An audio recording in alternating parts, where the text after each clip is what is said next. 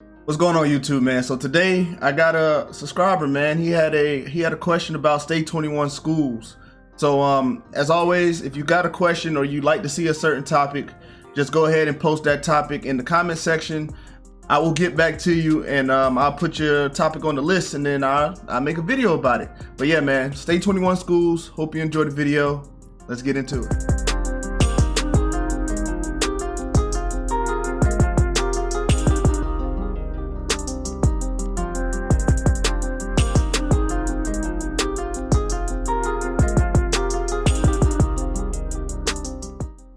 All right, YouTube, so I went into Google and I typed in STA-21 school list, and then I went ahead and clicked the first thing that popped up, and then I went to education.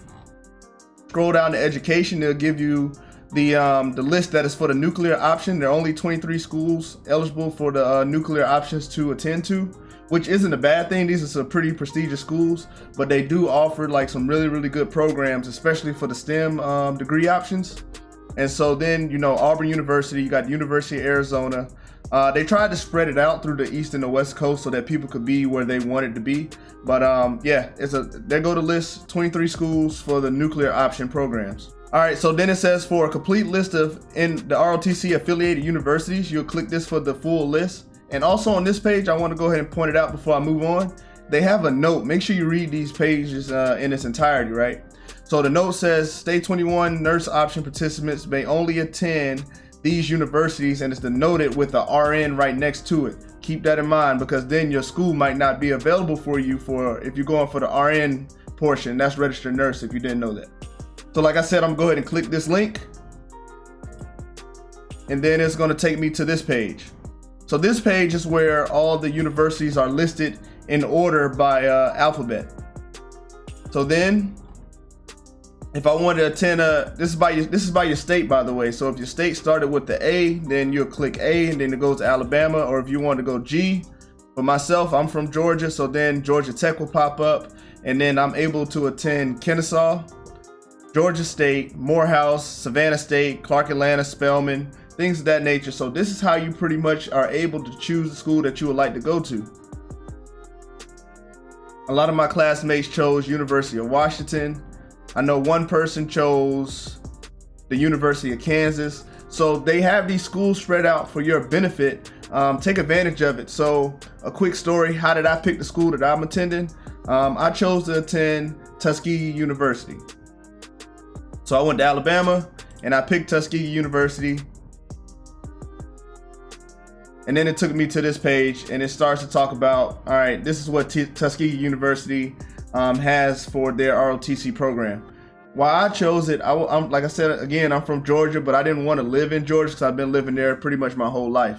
So I chose to be next to home, but not at home, where people got to call me, man. They just can't pull up to the house and be like, hey, what's up? They can't do stuff like that.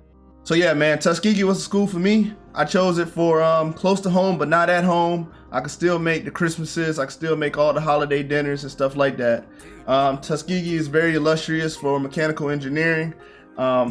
It's an excellent campus. When I visit the campus, because I visited there before, when I got there, it was just like, felt like home, man. So like, you know, Tuskegee was the one for me. I also had friends that graduated from Tuskegee, always gave me a good word about the engineering program. And that's another tip, man. If you don't know about the school, try to visit the school. Have somebody that you love try to visit the school before you just choose a school. Look at the programs that you're going for. That was a big one as well, because the mechanical engineerings, the sciences, and things of that nature, sometimes you might choose a school that's not known for that, and you're not getting the best bang for your buck, because at the end of the day, you're gonna be paying for it. But right now, you only get $10,000 per year. So that's to cover everything. So that's not going to cover everything, especially if you're planning on staying on campus, like living on campus. Like if you like an E1, an E2, and you get a selected, like, and you wanted to live on campus, you could, but just you got to pay that money back. Now, how am I paying my money back? I opted to use my GI Bill. You are able to use your GI Bill.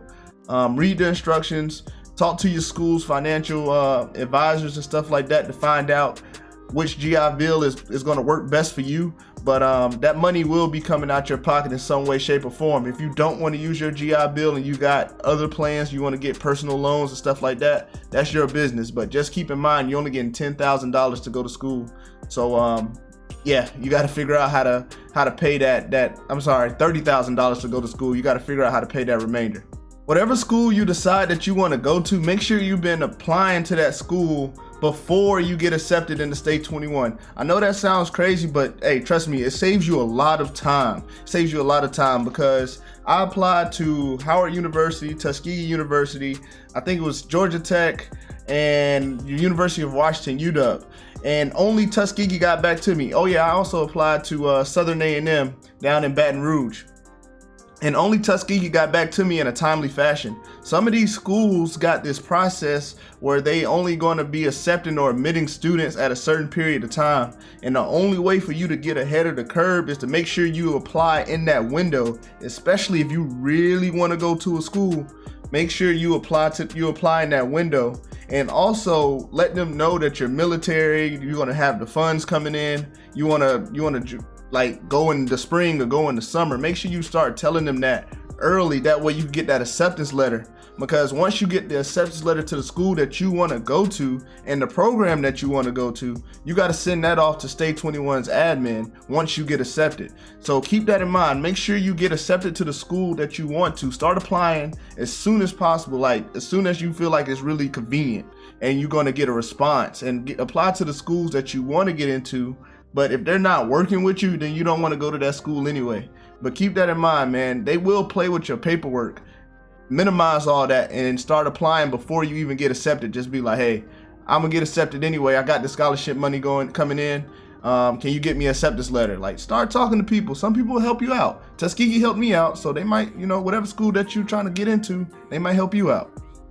I know somebody asked about the in-school responsibilities for a STA-21 student. I'm gonna post another video on this one, but this question still applies right now. So it is the summertime right now, and my responsibility is to pass my classes, and stay out of trouble. Don't be drinking and partying. Don't get in trouble with law enforcement and stuff like that. Literally, I stay in the house and I study calculus because that's my job right now. So my job is to stay out of trouble, and then I have to deal with my lieutenant. That's the person who's directly in charge of the prior enlisted right now over the summer while we go to school.